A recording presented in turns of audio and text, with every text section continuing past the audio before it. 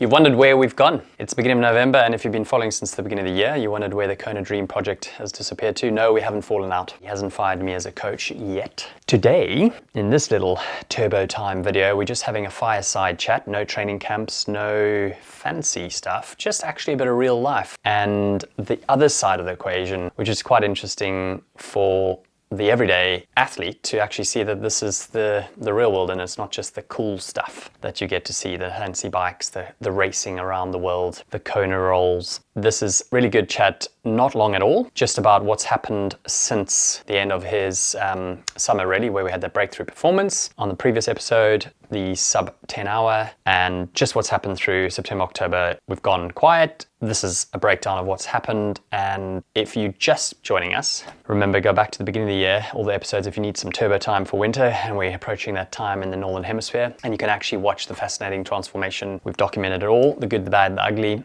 So enjoy it, tune in, and hope you enjoy this. Send me any comments or questions below. Good afternoon, Dan Furs. Afternoon. How are you doing this morning? Looks like you've had a punch up in the night. Yeah, by myself. I don't know really what happened, but I'm going to go get that checked out and see if I can still go swimming with it and stuff. Bit of a bloodshot eye there. Okay, But, so yeah, everyone watching this, he's not sort of been stung by jellyfish in Lost at Sea. He's got some sort of scratch in his cornea there, looks like. So we'll try talk around it. Today, and our fireside chat is going to be pretty much centered around the big headline of change in environment, which I think every athlete goes through once or twice in their life, and how it affects their training. So we're going to cover, for those of you who've been following the Kona Dream Project, it's been quiet for a few months since Ironman Talon and his great 9 hours 46 performance. Lots has been happening through September into October, hence it's been quite quiet. So we wanted to capture that and show the other side of performance and training, the actual real life athlete. So change in environment, which you're going to go into, a big life change. And this chat's all about being flexible in the plan of attack with our big 2 to 3 year lens, and having to adapt to that in the last few months. We're going to chat post Ironman blues, if there were any. We're going to chat about the viral post Ironman fatigue, which a lot of people get sick after such a big event. Let's go deep dive into what's going on with Dan Furs and the Kona Dream Project, and most importantly, if you stick around towards the end, it's next steps. What's the next 5 months looking like to a really cool goal we've got? What that roadmap might look like. What's the new environment? Well, where do you want me to start? Let's start like right after Tallinn, like we said. Let's go post Ironman. So yeah, blues. Everyone can relate. Brilliant time. As we know from the previous episodes, I had a great time there. Did a really good race. Was on a real high after it, so there wasn't really any post Ironman blues. Got back, bit of a rest, recovery week, and then I was into a little bit of training. And I think maybe we've discussed that I potentially went too quickly into training again, because then it wasn't necessarily the blues, but it was like a bit of a sickness and fatigue, and I was pretty run down. And there was other stuff going on. There's like a lot of stressful things going on at the same time, which run me down. And I managed to, I think, pick up 2 different kind of infections in 3 weeks. So I had a throat infection for a week, and I was kind of just down, feverish, that kind of thing, just trying to train, but then just dropping it because I needed to recover. A couple of weeks later, I was just ill again. Can't quite remember what that one was, just being run down, a bit flued up. So yeah, it impacted me. And then had everything else going on. So we have multiple changes going on. I left the job for a bit of an extended break now. So I'm not currently working. I'm working on various little projects of my own. Got a bit of time to spend on that. Sorting out my house, ready to move, and the big one is move now to Netherlands. Me and Kiara have a place in Haarlem, Netherlands. So that all these things happening at once, a lot of stuff going on. Managed to deal with most of that stress, but obviously everything impacted everything else. So like stress, health, fitness, all that kind of stuff. And now getting started to be settled back into it, getting into a new routine, like a completely new routine, different place, different setup, different places to go train. So yeah, just getting back to it, and we're kind of doing some more base training, aren't we now, and building up to the next phase. So it's kind of where I'm at now with all that stuff going on. Yeah. So well, before we get into that sort of building up to the next phase, that's quite an interesting chat. Everyone can relate to a change in job. I think if you're employed or life circumstances at home, whether it's a slight like a divorce or a new partner or a new kid arriving. I often mention this to people in chats and videos or whatever. It's you're a product of your environment, and actually your home environment, your stability is so important for consistency of training. And people might not able to relate to that until they're actually in it. So say we disrupt your just your schedule of getting to the pool, or we suddenly lengthen that distance in the car, or a change in venue of your work distance to your home. Obviously that all adds in another layer, which some people can just jump straight in and change. But when it's a completely different new country, you've got to figure out new pools, gyms, the whole system. Obviously English is not the first language. Training's great there, except you're moving into, of course, autumn, winter when we're recording this. It's flat. And of course, you've got to find your new normal, plus change in work circumstances. And I think that people underestimate what the point is here is the stress of that 6-week block. So we put that aside. We were flexible. We moved that. We're like, look, it's a marathon. Why would you go then compromise the next 2 to 3 weeks? So we've had then that 6 weeks, and now we've had a 2-week kind of into our 3rd week of actually just easy volume training and consistency. So how are you finding that besides your random eye? I think it's an eye infection. It's clearly scraped it. So just coming back to that, the marathon training, we were going to go and target that, right? But there was a lot of logistical stress as soon as I moved over here. Like there's a lot of different moving parts there too, which kind of like that made the training just drop. So rather than try and force it, we just pulled the pin on that and said next year we can do it. It's fine. But then after that, we've been doing some steady stuff. A lot of heart rate training, and it's for me difficult to get used to that, but I have got used to it, and especially out here when it's super windy and you're not running very fast for a high heart rate.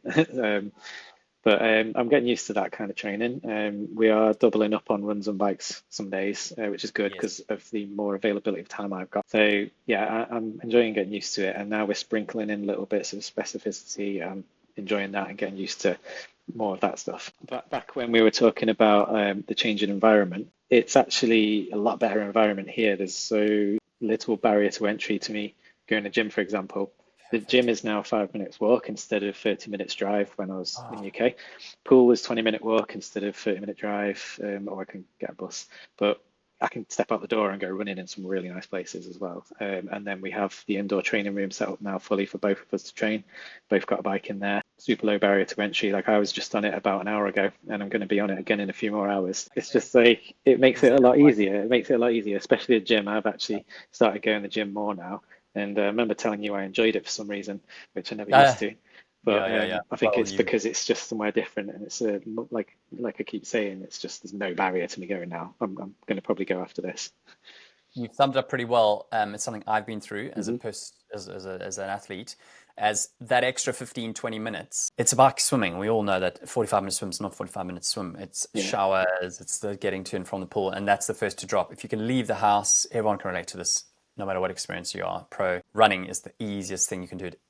Pair of running shoes, shorts in your bag, and you can travel with it. Running's great unless you're in the middle of the city center of Cairo or something and you're struggling with cars crossing over. Even that I've done. Biking's the next, and swimming's, gym is the first thing to drop, and you've absolutely hit the nail on the head. You've reduced literally by default, it's not that you weren't motivated to go do it. It was something we needed to do, but you only had so many hours a day. You were also working quite full on, plus often you were on call, so it means you couldn't leave the house. Well, you couldn't leave in a perimeter of a certain time because you need to be on. So that messed up our consistency. So now it's great. This is sort of Dan Mach 2. It's been such an interesting, if you're just falling on this as episode around 11, the first 10 were the build up to his first Ironman with me, not his first Ironman. And then beautiful flat course, great performance, half Ironman, testing. Now we had always thought end of October, November, we're going to start testing because now it's our first winter together. We only tested at the end of Jan, beginning of February this year as our first starting point. So now we've got all that data underneath us, which leads me into straight away, what are we going to do? Well, first 2 to 3 weeks is literally getting used to routine, consistency, frequency. We've introduced swim back on. We've added some sprinkle in of a little bit of our threshold work to stimulate the muscles, but not tire them out. Double bike days. We need to get that volume back in there. Not rocket science. Running, he is naturally just comfortable. He'll just run 4 or 5 weeks. He'll be back to where he was. We need to get eyes on in the water just to get another reset. We're going to do this in November. filming this now, it's the beginning of November. We are getting some eyes on soon. We're going to do some lactate testing just to get some parameters on the bike and run. We might bring in the lab if we need to, but being in Amsterdam adds a little dynamic of coming back over to the UK. It's just we want to minimize disruption. We're going to update the gym because now we have done all the tedious breathing work, the body weight, the movement patterns, which led to his Ironman performance. Started adding weights in that, but it was all very kind of manageable. But now we're in winter. So this is a time we want to fatigue the legs, we want to build really good resilience. So I actually want him to load quite a bit of weight alongside the really key bike sessions and running. And then we'll obviously hit back to raising your ceiling in the VO2 max a little bit, because that is a limiting factor for you, which will drag your VT1, your LT1 up, which is key determiner for your Ironman. So that's kind of the really short 1.5 minutes plan. For people watching, just keep engaged. You're all engrossed. Diet's back on. We're making awareness around protein, increasing some shakes there if we need, because protein is the biggest key thing we find with endurance athletes. I don't want you losing weight and muscle. You're a small guy already, around 70 kilos. We've got to keep lean muscle tissue and hold on to it. Training hours, we've started at something manageable. We're now building up to 12, 14 hours, I think 14 hours this week. Yeah, that's right. We started around 10 or 11, didn't we? And then now it's building up to that, if I can get it all done. Yeah, if you can get it all done. And we just move the parameter week by week. If it's not, the body doesn't work Monday to Sunday and then restart. It's just that ebb and flow. So next steps, we have agreed together that, of course, we're in winter, but the first available Ironman is in 5 months, which is Ironman South Africa towards the end of April. My home race. Very excited. I will be there with him, all being well, and all being well that you are fit to race. Obviously you're entered, but that's a long way away. So that's our 5-month lens. That's enough of me talking. Are you pretty excited? How that definitely. Can you see the roadmap? Yeah, for sure. Super excited about South Africa, and I know that we've got like a good kind of plan in place for the winter training. I'm just excited to see how much I can absorb over the winter and just prioritize that. And then as we get into the new year, probably do some more testing again, see how far we've come, and then start sorting out the logistics for South Africa and give that like the best shot that we can. We did a little dabble with some heat training purely because in the lead up to Tallinn, it was actually quite hot in the UK and his room was sort of 25 plus degrees anyway. So that's naturally, without a fan on, that's technically heat. But we're going to just do instead of just kind of getting the skin temperature up from the heat environment, we're going to use Core's new second sensor, which I'm going to play around with, having used the first one. You don't have the luxury of always that at home, so not everyone can heat their room up in an active environment. So we're going to use layers of clothing plus that, and it's going to be a real time. You can actually see it on your app and see how you adapt. What's really nice they've done, and you won't know about this, Dan, they've created the platform, the software to help you develop over a short 2-week period, or there's a 4-week, 6-week, 8-week protocol. And so what we're going to document now going forward is your winter testing, your next one. We might have an adventure lined up in November, if all goes well with travel for you, where we're doing a biking weekend in the Dales, the Yorkshire Dales, which will be fun. Cold and wet, probably, and windy. And then it's just head down to Christmas and really knuckling down. The main meat and potatoes will probably be January, February onwards, where we'll do a heat block. Plus, you're going to have to do some long miles on the bike, which is going to be challenging either outside or it's just going to be TT work on the turbo. Yeah, that's right. Practicing our TT drills with our head position and getting the shoulders integrated, should I say, too used to that. That's us in a nutshell. How are you sort of feeling about all that? Anything that you want to add? Yeah, feeling good. Excited to use the new core sensor because we did test one out in Mallorca, didn't we? And now this is the upgraded one. It's going to give loads more data. And I'm not the massivest fan of heat training, but I've started to do more of it. Like we've done saunas after hard sessions, and I'll do the ride like earlier without the fan just to get hotter. Need to start measuring that, but I know how much benefit that stuff has, and even if I don't like it at first, I'll have to, but it's all good. Because we saw how we prepared you for something warm in Tallinn. Mm-hmm, it was never going to be hot to Tallinn that time of the year. We're hot. I say hot's like 25 plus degrees Celsius, but actually you woke up on a really cool day. They delayed the start. If everyone remembers watching, it was like 16 to 18 degrees. Or something. But it still helped immensely. It's huge help for the cool, because your body's ability now to recognize that and we operate better in cooler conditions. Of course we do, because it's metabolic heat. Movement creates heat, and that's what burns through fuel and obviously raises our core temperature. So now you're already conditioned to that. So actually you would have felt quite cool all day, which we lucked out, which obviously gave us a really good performance.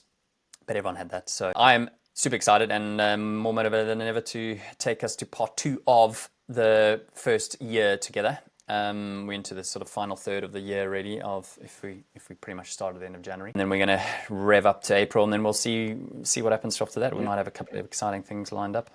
Yeah, you're back in rhythm, and that's the most important thing, and you're healthy. And let's keep that going. There you have it. I think it's really important to see the real side of an athlete, because actually it's not just the training. And you've probably picked up by now, I look at the whole athlete as a holistic approach. So in the next month or two, we'll release another cool video of actually some winter testing like we chatted about, the next phase, and kind of some comparisons of where we were in the early autumn and hopefully made some gains, who knows. So watch out for that, hopefully by Christmas or in the new year.